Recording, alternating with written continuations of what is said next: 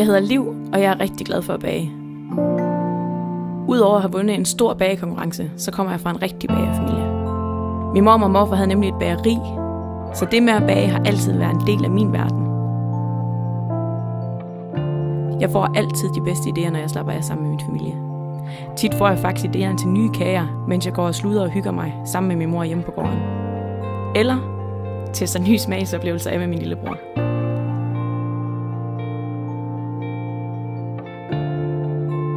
Jeg finder masser af ro og inspiration i naturen. Sammen med mine heste og i den friske luft får jeg energi til alle mine mange bageprojekter.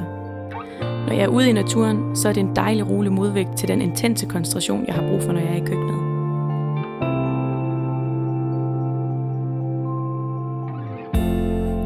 Når jeg udvikler en ny opskrift, starter jeg altid med at researche en masse på nettet.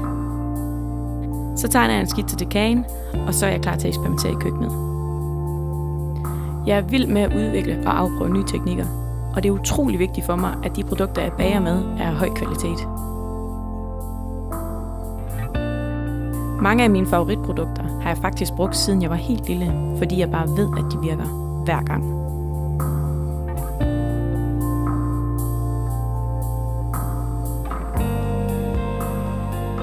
De råvarer, jeg bruger, henter jeg tit i naturen omkring mig. Bær og frugter kan jeg jo hente i vores egen have, eller også så finder jeg dem på stranden. Mit udgangspunkt er, at alt, hvad du kan forestille dig, kan blive til virkelighed. Kvalitetsmæssigt vælger jeg selvfølgelig de lækreste ingredienser, og mit bageudstyr skal altså også være i orden.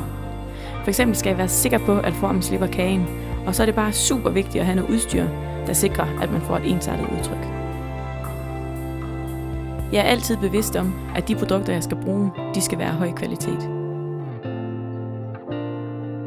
Det at pynte og færdiggøre en kage er ofte den sjoveste del, og så er det altid spændende at se, om de tanker, jeg har gjort mig, de nu holder. Det er jo en form for en finale, og hver gang jeg udvikler og præsenterer en ny kage, så giver jeg lidt af mig selv. De skrappeste smagsdommere, de sidder hjemme i mit køkken. De er så kageglade, og de ved altid lige præcis, hvordan en rigtig god kage skal smage og se ud.